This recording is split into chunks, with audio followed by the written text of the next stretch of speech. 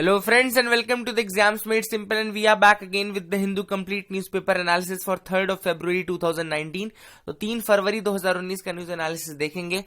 Before we start, these are the questions for you today. The first question is, purpose of inclusion of directive principles of state policy in the Indian Constitution is to establish.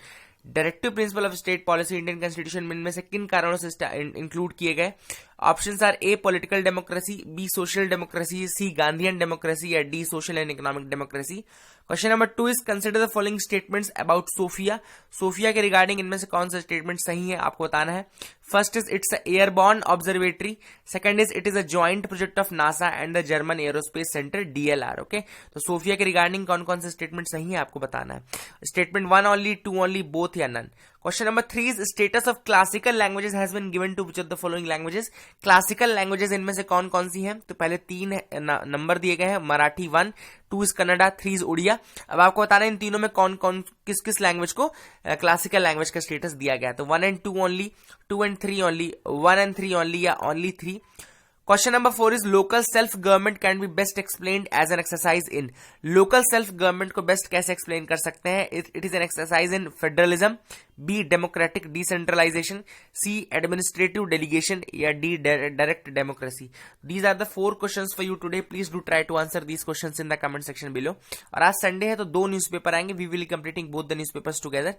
So if you have the newspaper in either digital or physical format, please open that. नहीं है तो देखते जाओ, कोई दिक्कत नहीं. Okay. Now in the comment and description you can also find the link to get our August to October current affairs PDF. तो आप एक बार सैंपल देख लीजिएगा. Sample is uploaded and that is a comprehensive PDF containing Hindu PIB as well as questions form. So आप उस PDF को ले सकते हैं अगर आप करंट अफेयर्स प्रिपेयर नहीं है from August to October. Okay, so let's start with the news analysis part. Friends, ये फ्रंट पेज की न्यूज है. सबसे बड़ी न्यूज जो है फ्रंट पेज से वो है Rishi Kumar Shukla has been named the head of CBI. तो after a lot of controversies, आप सबको पता है कि आलोक वर्मा की कंट्रोवर्सी स्टार्ट हुई थी. आलोक वर्मा राकेश अस्थाना से. ओके, दोनों ने एक दूसरे के ऊपर ब्राइवरी के केसेस लगाए थे. उसके बाद सेंट्रल गवर्नमेंट ने एक कमिटी, सुप्रीम कोर्ट ने एक कमिटी फॉर्म की थी पूरे केस के बाद, जिसने कि आलोक वर्मा को रिमूव कर दिया. उसके बाद इंटरिम डायरेक्टर आए थे CBI के. इंटरिम डायरेक्टर थे जिनका नाम था M नागेश्वर राव. तो after all that controversy and all, पूरा इतना प्रोसेस होने के बाद अब जो है former director general of police of Madhya Pradesh Rishi Kumar Shukla has been named the director of CBI. Okay, तो ऋषि कुमार शुक्ला जो कि फॉर्मर DGP है यानी कि डायरेक्टर जनरल ऑफ पुलिस रह चुके हैं मध्य प्रदेश के, उनको CBI का डायरेक्टर बनाया गया है. And CBI is the country's premier investigative agency. आप सबको पता है CBI कंट्री की प्रीमियर इन्वेस्टिगेटिव एजेंसी है. किस एक्ट के अंदर आती है? Delhi special police establishment act से इसको पावर्स मिलती है. But it's neither a constitutional body nor a statutory body. ये भी याद रखिएगा, CBI की स्टैट्यूटरी कॉन्स्टिट्यूशनल बॉडी दोनों ही नहीं है. ये बहुत इंपॉर्टेंट पॉइंट है, ये लोग मिस करते हैं और यहां पे फिर क्वेश्चन गलत हो जाता है. ओके ना, जो अपॉइंटमेंट होता है CBI के डायरेक्टर का, वो होता है आफ्टर हाई पावर कमेटी, जिसमें 3 मेंबर होते हैं.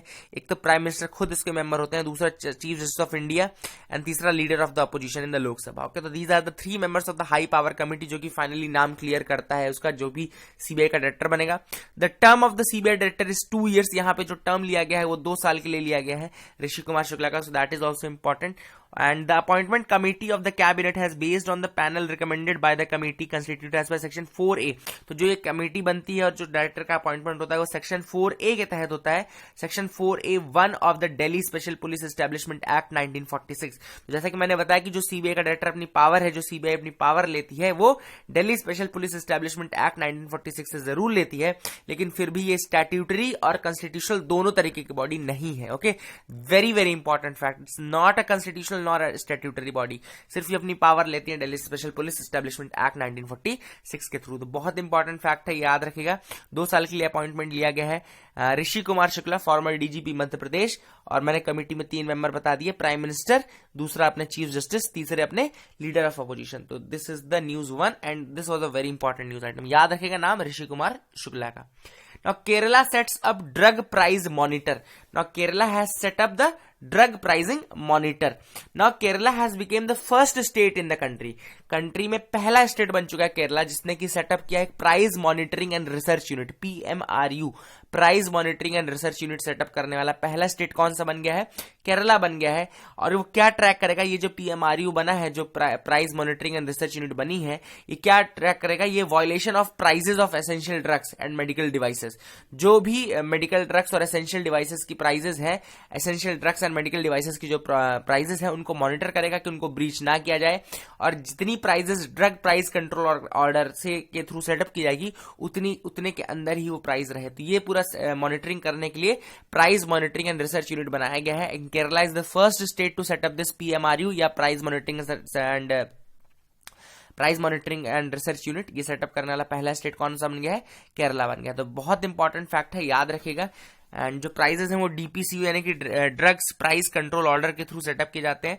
एंड जो ये NPPA, this a very important body, NPPA national pharmaceutical pricing authority, national pharmaceutical pricing authority, जो ड्रग्स एंड इन डिवाइसेस की प्राइसेस को सेटअप करते हैं, सीलिंग सेटअप डिसाइड करते हैं, वो है NPPA national pharmaceutical and pricing authority. बहुत इंपॉर्टेंट बॉडी है। तो ये आपको याद रखना है 3-4 फैक्ट जो मैंने बताया। Kerala is the first state to set up this PMRU या price monitoring research unit. Price monitoring research unit setup through a drug price control order. और ये जो पूरा जो बॉडी है, जो मेन इसके ऊपर प्राइसिंग की बॉडी है, वो है NPPA यानी कि national pharmaceutical pricing authority. But ये जो सबसे इंपॉर्टेंट फैक्ट है that Kerala has become the first state to set up a price monitoring and research unit, याद रखिएगा। इतनी बार बोलने का रीजन ये कि आपके दिमाग में एक बार छप जाना चाहिए ना, जब क्वेश्चन आए तो मेरी आवाज ऐसे गूंजने लगेगी आपके कानों में, तो वो बहुत इंपॉर्टेंट है, वो जरूरी है, क्योंकि अपन याद कर लेते हैं बट रिवाइज नहीं करते हैं, उसके कारण फिर क्वेश्चन नहीं बनते, फिर लगता है यार पढ़ा तो था याद नहीं आ रहा है ना, तो वो नहीं होना चाहिए। देखो आज एक और चीज मैंने देखी, क्लासिफाइड्स के नीचे लिखा है लाइफ मेड सिंपल, है ना, तो everything is made simple nowadays. तो क्लासिफाइड्स के नीचे मैंने ध्यान नहीं दिया था, शायद पहले भी लिखा रहता था ना। Orissa villagers demand halt in mining, Orissa villagers ने डिमांड की हॉल्ट इन माइनिंग। अब देखो आपको लगेगा ये न्यूज क्यों बता रहे हैं, एक्सीडेंट वाली तो नहीं बताते, तो इसमें रुको, मैं न्यूज नहीं इंपॉर्टेंट है लेकिन इससे कुछ ऐसे ऐसे फैक्ट्स हैं जो कि निकल के आएंगे जो कि अपने को इंपॉर्टेंट लगेंगे। देखो यहाँ पे एक नाम है कोरापुट का, उड़ीसा कोरापुट, तो उड़ीसा में है कोरापुट नाम की जगह। अब ये फेमस है, बहुत ज्यादा फेमस है for the bauxite mining, bauxite mining के लिए बहुत ज्यादा फेमस है। तो अगर आपको मिनरल रिसोर्सेज में कभी मैच द कॉलम, जैसे इनफैक्ट ये मैच द कॉलम में आ भी चुका है क्वेश्चन, इधर साइड कोरापुट लिखा था, उधर आपका बॉक्साइट लिखा था, मैच द कॉलम लिखा था, या लिखा था कि which of the following are correctly match, तो वहां पे याद रखना। इसलिए याद रखना कि कोरापुट जो है वो उड़ीसा में है, बॉक्साइट माइनिंग के लिए बहुत ज्यादा इंपॉर्टेंट है, लिखा भी है देखो नीचे, intervention in halting the bauxite extraction. Okay अब मैं इसमें ऐसे ऐसे फैक्ट बताऊंगा कि आपको लगेगा कि ये तो सबसे इंपॉर्टेंट न्यूज आइटम है ना, तो देखना कैसे इंपॉर्टेंट निकलती हैं चीजें ना। क्यों माइनिंग को स्टॉप किया जाने की बात की जा रही है? बिकॉज दिस उड़ीसा का जो ये एरिया है जहां पे ये माइनिंग होती है, it comes under the 5th schedule area. Okay तो ये 5th शेड्यूल यानी कि शेड्यूल्ड एरियाज के अंदर आता है, और 5th शेड्यूल के अंदर आने के कारण इसको अप्रूवल लेना पड़ेगा विलेजर्स का, लेकिन वो अप्रूवल नहीं लिया गया था बाय द गवर्नमेंट, देयरफॉर वो माइनिंग को स्टॉप करने की डिमांड कर रहे हैं। ओके जब 5th शेड्यूल का नाम आ ही गया तो let me tell you the states which come under the 5th schedule, और at present there are 10 states, याद रखिएगा 10 स्टेट्स हैं जो कि 5th शेड्यूल के अंदर आते हैं, और उनके नाम है आंध्र प्रदेश, छत्तीसगढ़, गुजरात, हिमाचल प्रदेश, झारखंड, मध्य प्रदेश, महाराष्ट्र, उड़ीसा, राजस्थान, तेलंगाना।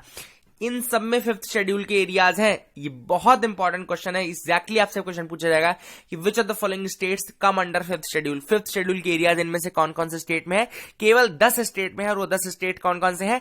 आंध्र प्रदेश, छत्तीसगढ़, गुजरात, हिमाचल प्रदेश, झारखंड, मध्य प्रदेश, महाराष्ट्र, उड़ीसा, राजस्थान, तेलंगाना, इनमें है।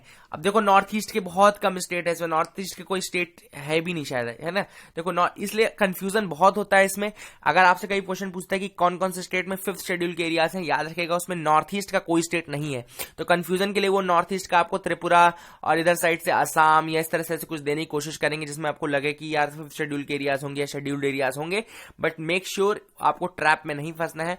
जो स्टेट्स हैं वो है आंध्र प्रदेश, छत्तीसगढ़, गुजरात, हिमाचल प्रदेश, झारखंड, मध्य प्रदेश, महाराष्ट्र, उड़ीसा, राजस्थान, तेलंगाना। ओके जम्मू कश्मीर भी देखो नहीं है, जम्मू कश्मीर भी नहीं है, ये सारे बड़े बड़े जो लगते हैं अपने को कि हो सकते हैं वो नहीं है, so that is the thing. 5th schedule 10 states याद रखना। तो 5th शेड्यूल बता दिया, तो 6th शेड्यूल में 4 स्टेट क्यों नहीं बताऊंगा, तो असम, मेघालय, त्रिपुरा, मिजोरम, ये भी याद रखना कि 5th शेड्यूल में 10, 6th शेड्यूल में 4, 6th शेड्यूल में जो 4 है वो है असम, मेघालय, त्रिपुरा, मिजोरम, और 4 बार उसके नाम मैं पढ़ चुका हूं, 5वीं बार नहीं पढ़ूंगा। Okay so please make sure you remember all these states, याद कर लो, पूछ लेगा क्वेश्चन फिर मेरे को मत बोलना। ओके तो please remember these 10 states as well as those 4 state, 4 तो याद रहेंगे पर ये जरूर याद रखना। अब ये जो कुडिंगामाली हिल है ये भी एक माइन है बेसिकली, ये भी आपकी बॉक्साइट माइनिंग है। कुडिंगामाली जो हिल लिखा हुआ ना कुडिंगामाली, तो याद रखना कुडिंगामाली अगर आ जाए या कोरापुट पूछ ले, ये सारा उड़ीसा में ही है, यहाँ पे माइनिंग स्टॉप करने की बात की जा रही है। आई होप अब क्लैरिटी आ गई ना, क्योंकि ऐसे ये न्यूज आदमी मिस कर देता है, बट यहां ये नहीं मिस करना है। मिस जो करने वाली थी वो मैंने कल बता दी थी, है ना। तो let's move to the next pages. Hall draws flack on social media following Mirage clash. Now Mirage 2000 जो आईएफ के फाइटर फ्लाइट्स हैं उनमें एक क्रैश हुआ जिसमें कि दो हमारे आईएफ के जो पायलट थे उनकी डेथ हो गई है, ओके, इन द क्रैश। तो मिराज जो बेसिकली हमने लिया है, तो मिराज के बारे में कुछ फैक्ट्स बता दूं। तो आईएएफ यानी कि इंडियन एयरफोर्स ने प्रोक्योर किए थे 51 Mirage 2000 fighters from France, okay. तो ये फाइटर जेट्स हैं, ये हमने कहां से लिए थे? फ्रांस से लिए थे। 2000 फाइटर्स लिए थे, मिराज 2000 फाइटर्स लिए थे हमने फ्रॉम फ्रांस, ओके। एंड ये सर्विसेज में इंटर हुए थे 1985 में। These inter into services 1985। Now अब आपको ये लगेगा कि ये तो फ्रांस से लिया था तो गलती फ्रांस की, फिर हॉल को क्यों तंग किया जा रहा है? बट एक्चुअली हुआ ये कि इनके अंदर एक एडवांसमेंट अपग्रेड किया जा रहा था, and that upgrade was being done by hall, okay. तो पहले इसमें ऐसा नहीं होता था, बट जब से ये हॉल ने इसमें अपग्रेड किया उसके बाद से इसमें जरूर दिक्कत आना शुरू हो गई है। बहुत सारे ऐसे फाइटर्स हमारे जवान हैं, हमारे पायलट्स हैं जिनकी डेथ हुई है because of all these things. And ये भी अभी भी जो हो रहा था वो बेसिकली एक टेस्ट हो रहा था जिसको कस्टमर एक्सेप्टेंस टेस्ट बोलते हैं। कस्टमर एक्सेप्टेंस टेस्ट हो रहा था एंड उसमें ये फॉल्ट हुआ एंड वहां पे ये हमारे जवानों की डेथ हुई। नाउ बेसिकली मिराज के बारे में इन्होंने एडमिरल अरुण प्रकाश ने जो हमारे दो फाइटर्स उनके बारे में बोल रहा था कि दे आर नॉट, वो ऐसे कोई ऑर्डिनरी पायलट्स नहीं थे, they were superbly trained aircraft and systems testing establishment test pilots. यहां पे ये ASTE टेस्ट अगर आपसे सिर्फ पूछ लेता है, अगर यूपीएससी आपसे पूछता है कि ASTE test is related to which of the following, तो याद रखेगा एयरक्राफ्ट सिस्टम से रिलेटेड है, पायलट्स के ट्रेनिंग से रिलेटेड है, ओके। तो देखो यहां पे तो aircraft and systems training establishment लिखा हुआ है test, aircraft and systems testing establishment test. लेकिन अगर एग्जाम में पूछेगा तो ASTE टेस्ट भी डाल सकता है, ASTE टेस्ट, ओके। तो अगर ASTE टेस्ट पूछता है किससे रिलेटेड है तो पायलट से रिलेटेड है, एयरक्राफ्ट से रिलेटेड है, ये ध्यान दीजिएगा, ये बहुत इंपॉर्टेंट फैक्ट है। और याद रखेगा मिराज 2000 जिसको हॉल जिसको अपग्रेड कर रहा था हिंदुस्तान एरोनॉटिक्स लिमिटेड, और हमने वैसे मिराज 2000 लिया कहां से है? हमने फ्रांस से ही लिया, तो ये भी याद रखेगा। हमने डसॉल्ट से, ये भी फ्रांस के ही है, जो हमने राफेल लिए हैं वो भी वहीं के हैं, तो ये भी याद रखना, ओके। ये सारे फैक्ट्स हैं जो कि याद रखना जरूरी है ना। पिलर्स वेंडलाइज्ड इन हम्पी। अब हम्पी में पिलर वेंडलाइज, देखो एक चीज सॉरी शायद छूट गई है, let me tell you that, yes I have made a note also. अब हॉल के बारे में थोड़ा बता देता हूं। पहले हॉल के बारे में कुछ फैक्ट्स हैं।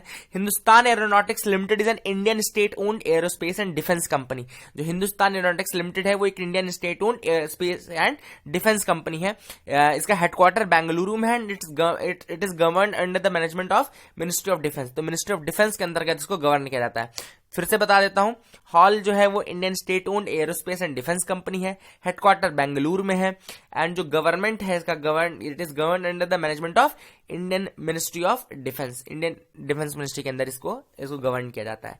बनी कब थी? 1940 में बनी थी, तब उसका नाम था हिंदुस्तान एयरक्राफ्ट, लेकिन 1964 में इसको रीनेम कर दिया गया एज हॉल, ओके। तो 1964 में रीनेम किया गया हॉल के नाम पे। और एक अलग से एक और फैक्ट है, HAL HF-24 Marut, HAL HF-24 Marut, this was a fighter bomber and was the first fighter aircraft made in India, okay। first fighter aircraft made in India जो था उसका नाम था, हॉल का ही था, HF-24 मारुत, ओके। मारुत नाम का फाइटर था जो first fighter aircraft made in India था, ओके। तो ये सारे फैक्ट्स हैं जो कि इंपॉर्टेंट है, याद रखेगा। ना हम्पी जो है वर्ल्ड हेरिटेज साइट है, तो हम्पी कहाँ की कैपिटल थी बस इतना बताना चाहता हूँ, वो विजयनगर एम्पायर की कैपिटल थी हम्पी, याद रखना। विजयनगर की कैपिटल थी Hampi. I think Virupaksha temple भी आपका हम्पी में ही है, विरूपक्ष टेम्पल, एक बार देख लेना यार, मेरे को श्योर नहीं है, बट हम्पी में क्या क्या चीजें आप एक बार लिख ही दो कमेंट में, ओके। तो इतना तो आप कर ही दोगे। तो हम्पी में कौन कौन सी फेमस चीजें हैं? आई थिंक विट्ठल और विरूपक्ष ये सारी कुछ है, but I am not very sure, but एक बार देख लीजिएगा, okay. Hampi world heritage site है एंड विजयनगर की कैपिटल थी ना। यहाँ पे एक ऐसी फैक्ट एक और है, नगरहोल नेशनल पार्क का है। तो नगरहोल नेशनल पार्क, बस ये याद लोकेशन याद रखिएगा, मैसूरू यानी कि कर्नाटका। आपका स्टेट याद रखना कि नगरहोल जो नेशनल पार्क है वो आपका मैसूरू कर्नाटका में है। यहाँ पे एक और फोटोग्राफ है, women taking out a rally in Bengaluru seeking liquor ban. तो लिकर बैन के रिगार्डिंग अगर पूछ ले कि कहाँ पे रैली निकाली गई अभी विमेन की, तो वो बेंगलुरु में निकाली गई कर्नाटका में। तो ये भी इंपॉर्टेंट फैक्ट है जो कि याद रखना है। अब ये जो जितने भी फ्लावर लवर्स हैं, जो इनको लगता है कि फूल पत्ती देखने का शौक है, वो मुगल गार्डन जा सकते हैं, अपनी बुकिंग करा सकते हैं यहाँ पे www.presidentofIndia.gov.in। तो इस बार जो कलर स्कीम है white, yellow, red and orange की है। तो अगर आपको लगता है कि आप नहीं रह सकते बिना देखे, तो आप जरूर जाइए एंड एक बार देख लीजिएगा। मेरे हिसाब से देखना चाहिए। ओके, मैं एक बार गया था प्रेसिडेंट हाउस, बट वहां पे तब थे नहीं, तब मुगल गार्डन ओपन ही नहीं था। ओके, तो let's see the next news item. आगे की न्यूज की तरफ मूव करते हैं। 2 न्यूज़पेपर है, तो आगे की न्यूज देखते हैं कोई इंपॉर्टेंट है कि नहीं। Okay, let's move to the next news items. अभी तो कुछ नहीं दिख रहा, यहाँ पे है। Okay, parties in Tamil Nadu are against 10% quota. ना वाई इसमें सेगमेंट में एक क्वेश्चन है कि parties in Tamil Nadu are against the 10% quota. तो 10% कोटा की पहले बात कर लेते हैं। 103rd कॉन्स्टिट्यूशनल अमेंडमेंट एक्ट, याद रखिएगा एक्ट का नंबर क्या है, 103rd। अगर कोई भी एग्जाम पूछता है कि 103rd कॉन्स्टिट्यूशनल अमेंडमेंट एक्ट किससे रिलेटेड है, तो याद रखना कि वो 10% इकोनॉमिकली वीकर सेक्शन के रिजर्वेशन से रिलेटेड है। अब देखो 103rd तो याद रहेगा, but 102nd, 101st and 100th ये भी इंपॉर्टेंट है। तो मैं आपसे रिक्वेस्ट ये करता हूं कि 100th constitutional amendment act, 101st constitutional amendment act और 102nd कॉन्स्टिट्यूशनल अमेंडमेंट एक्ट, ये कौन कौन से हैं इनको भी लिख दीजिए। अगर मैच द कॉलम में आ गया, ये 4 इधर लिख देंगे और 4 उधर साइड एक्ट लिख देंगे, तो दिक्कत हो जाएगी। तो ये तीनों भी आप लिख दीजिए, कमेंट में बता दीजिए ताकि सब लोग पढ़ लें। ओके, देन जो बिल था इसका, वो था 124th कॉन्स्टिट्यूशनल अमेंडमेंट बिल। तो बिल की जरूरत नहीं अपने को बाकी, लेकिन इसको याद रखना भी, ये नया नया है इसलिए याद रखने वाली बात है, ये याद रखना, ध्यान रखना। Now why are these objections, मतलब क्यों पार्टीज ऑब्जेक्ट कर रही हैं। तो सिर्फ ये पॉइंट ले लेते हैं ताकि अगर अपने को आंसर राइटिंग लिखने के लिए आए तो अपन लिख लें। ना पहला जो सबसे इंपॉर्टेंट पॉइंट है इसको ऑब्जेक्ट करने का, वो ये है दैट जो रिजर्वेशन है उसको आप पॉवर्टी एलिवेशन प्रोग्राम की तरह नहीं यूज कर सकते। अब आपने बोला कि इकोनॉमिकली वीकर सेक्शंस को भी ये रिजर्वेशन मिलेगा, तो पहली चीज तो है कि पॉवर्टी बाय बर्थ नहीं होती है, मतलब जरूरी नहीं कि पॉवर्टी बाय बर्थ ही हो या हर व्यक्ति गरीब ही पैदा हो। ओके, तो ये सारी चीजें जरूरी नहीं है। प्लस आपका जो रिजर्वेशन है वो कभी भी पॉवर्टी एलिवेशन के लिए यूज नहीं किया गया था। मतलब ऐसा नहीं था कि गरीबी दूर करने का कोई साधन नहीं है, पॉवर्टी एलिवेशन, गरीबी दूर करने का कोई साधन रिजर्वेशन नहीं है। रिजर्वेशन जो था वो केवल सोशली, एजुकेशनली इन ऐसे जो बैकवर्ड लोग हैं उनको आगे लाने के लिए था, जिनमें समाज में डिस्क्रिमिनेशन हुआ था, एंड जो पीछे रह गए थे सोशली एंड जो एजुकेशनली बैकवर्ड रह गए थे उनको आगे लाने के लिए था। एंड ये सोशल जस्टिस का कारण है। ओके, ये जो रिजर्वेशन है वो सोशल जस्टिस प्रोवाइड करने के लिए, ना कि इकोनॉमिक जस्टिस प्रोवाइड करने के लिए। ओके, तो this is a very important point that reservation are meant for social justice and not for the economic justice. So this is a very important point. And जो ये economic disability है, जो economic disability जो, ये भी बिल्कुल बहुत सही बात बोली जाती है कि इकोनॉमिक डिसेबिलिटी बहुत बड़ी डिसेबिलिटी है, जो लोग गरीब हैं वो कुछ नहीं कर सकते, तो ये भी बहुत सही बात है। लेकिन गरीबी दूर करने के लिए आपको जॉब क्रिएशन करना चाहिए, आपको स्कॉलरशिप्स प्रोवाइड करनी चाहिए, आपको फाइनेंशियल कंसेशन प्रोवाइड करने चाहिए। आप रिजर्वेशन क्यों प्रोवाइड कर रहे हो? This is a basic question that has been raised. अब देखो ये सही बात है, ये सारी चीजें तो है ही, तो ये सारे क्वेश्चन उठाए गए हैं। ओके, नाउ यहां पे भी कुछ फैक्ट्स हैं। बेसिकली यहां पे आपको दिख रहा होगा अभी पोलर वॉर्टेक्स, जो मैंने बताया था उस दिन सिंपल टर्म से। पोलर वॉर्टेक्स मैंने बताया था ना आपको कि एक विंड की लेयर है जो कि नॉर्थ पोल में ट्रैप रहती है। वो क्या हुआ, जेट स्ट्रीम की एनर्जी का, जब जेट स्ट्रीम की एनर्जी ज्यादा रहती है तो वो क्या करते हैं, उसको स्प्लिट कर दिया। ओके, तो पोलर वॉर्टेक्स को स्प्लिट कर दिया, तो एक जो पार्ट था, जो ठंडा वाला पोर्शन था, वो अपना कहाँ आ गया, वो यूएसए आ गया। ओके, जब यूएसए आया तो -49 डिग्री सेंटीग्रेड तक टेम्परेचर चला गया, -49, क्योंकि सीधे अब आपके सीधे पोलर वेव्स आ गई ना, वो पोलर हवाएं। ओके, तो पोलर हवाएं थी, वो तो बहुत ज्यादा ठंडी थी, -49 डिग्री सेंटीग्रेड तक टेम्परेचर चला गया था। अब वहां पे बहुत सारी चीजें जम गई है ना, अमेरिका में जम तो जाएगी यार, तो उसमें नियाग्रा फॉल्स हुआ था। तो नियाग्रा फॉल्स की लोकेशन बता देता हूँ कि border of Canada and USA. तो कनाडा में basically I think Ontario is the place, Ontario Canada में है, और इधर न्यूयॉर्क जो है यूएसए में, इसके बॉर्डर पे है आपका नियाग्रा फॉल्स। ये बहुत इंपॉर्टेंट लोकेशन है। और अगर आपका नॉर्थ अमेरिका आप पढ़ रहे हैं तो बिना ग्रेट लेक्स को पढ़े आप नहीं जा सकते। तो ग्रेट लेक्स में बेसिकली जो लेक्स है उनके नाम याद रखिएगा। पूछता है क्वेश्चन, ये बहुत इंपॉर्टेंट क्वेश्चन है कि which of the following lakes are part of great lakes. तो ग्रेट लेक्स के अंदर जो लेक्स हैं वो आती हैं Lake Superior, Lake Michigan, Lake Huron, Lake Erie and Lake Ontario. याद रखना है इन 5 लेक्स का नाम, Lake Superior, Lake Michigan, Lake Huron, Lake Erie and Lake Ontario. तो अगर आपसे कोई पूछता है ग्रेट लेक्स कौन से, तो ये वाली है। बाकी मैंने पोलर वॉर्टेक्स सिंपल टर्म्स में आई थिंक परसों समझाया था, तो आप उसको एक बार देख भी लीजिएगा, और बहुत सिंपल टर्म्स में समझाया था, है ना, तो सबको समझ में आ गया होगा। ना यहाँ पे जो ये आर्टिकल है स्तूपा हॉपिंग इन सारनाथ, ये सारनाथ के बारे में बहुत सारी चीजें बताई इन्होंने, बहुत सारी चीजें बताई। ओके, एंड यहाँ पे एक तो डियर पार्क की बात की है, मृगदेव। ओके, सारनाथ में डियर पार्क, वहां पे बुद्धा गए थे तो पहले उसकी बात की ना। पहला जो सरमन था, the first sermon given by Buddha, उसको बोलते हैं धर्मचक्र प्रवर्तन। ओके, धर्मचक्र प्रवर्तन जो फर्स्ट सरमन था, उस प्रोसेस को बोलते हैं, उस इवेंट को बोला जाता है धर्मचक्र प्रवर्तन या फिर turning of the wheel of law. Very important. 5 disciples थे, 5 डिसाइपल्स उनको दिया गया था। एंड यहाँ पे लॉर्ड, यहाँ पे जो अपने बुद्धा थे, उन्होंने 4 नोबल ट्रुथ और 8 फोल्ड पाथ की बात की थी। 4 नोबल ट्रुथ मतलब ये दुख समुद्र, दुख निरोध, दुख समुद्र गामिनी प्रतिपदा, ये जो 4 यहाँ पे नहीं लिखा है, वैसे ये मैंने अपने से बता रहा हूँ, NIUS की बुक में आई थिंक ये लिखा था। दुख यानी कि यहाँ word is full of desires, दुख समुद्र मतलब यहाँ कि सारे जो उसका कारण है वो दुख जो है उसको कम किया जा सकता है अगर आप डिजायर्स को खत्म कर दें तो। There is the path that is the middle path, दुख समुद्र गामिनी प्रतिपदा, इसको बोला जाता है। तो ये 4 नोबल ट्रुथ्स हैं और 8 फोल्ड पाथ है, right livelihood, right attitude, right concentration, ये सारी चीजें करके 8 तरीके से लिखा गया है। ओके, तो 8 फोल्ड पाथ है और 4 नोबल ट्रुथ्स हैं। ओके, दुख समुद्र, दुख निरोध आई थिंक, एंड दुख समुद्र गामिनी प्रतिपदा, ये 4 हैं। इनको अगर लिख सको आप तो लिख देना। And middle path is the way to achieve nirvana. Okay, middle path जो है वो अचीव करता है निर्वाण को, जो नहीं करता है। एक गॉड के बारे में बोलेगा, दूसरा गॉड के बारे में चुप हो जाएगा। जैसे बुद्धिज्म में तो गॉड के बारे में चुप हो जाता है, गॉड के क्वेश्चन पे ना हाँ बोलता है ना रिप्लाई करता है। ओके, तो ये भी बहुत इंपॉर्टेंट है, यूपीएससी पूछ चुका है अपने आप में।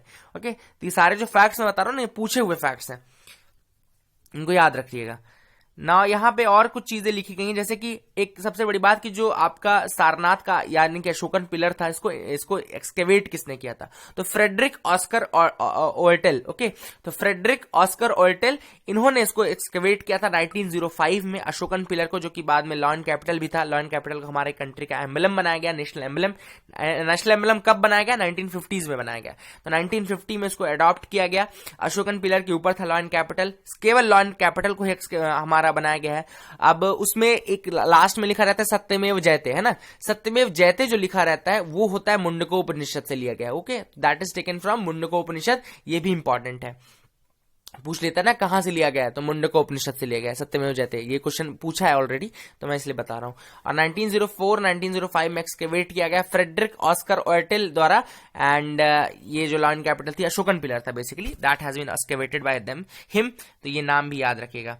Now the last great monument of the Sarnath which is a monastery named Dharmachakra Jina Vihar. Okay, Dharmachakra Jina Vihar, and it was built in the 11th century by Kumar Devi. Kumar Devi ने इसको बनवाया था, धर्मचक्र जिना विहार को। 11th सेंचुरी में ये मोनेस्ट्री थी एंड कुमार देवी ने बनाया था। कुमार देवी जो थी वो वाइफ ऑफ गोविंद चंद्र थी, Govind Chand, and Govind Chand was of the Gahadavala dynasty. तो गहदवला डायनेस्टी, वहां के गोविंद चंद, उनकी वाइफ कुमार देवी, जिन्होंने बनाया था धर्मचक्र जिना विहार। Now, according to inscriptions at Chaukhandi स्तूप, अब एक चौखंडी स्तूप का इंस्क्रिप्शन भी है जिसमें बताया गया कि Humayun sought refuge in Sarnath when he was escaping from the battle of Chausa. तो जब बैटल ऑफ चौसा से भागे थे हमारे हुमायूं जी, तो वो सारनाथ में उन्होंने शरण ली थी, ऐसा चौखंडी स्तूप बोलता है। तो चौखंडी स्तूप और battle of Chausa I think Sher Shah Suri के साथ हुआ था। ओके, तो शेरशाह सूरी के साथ ये बैटल हुआ था।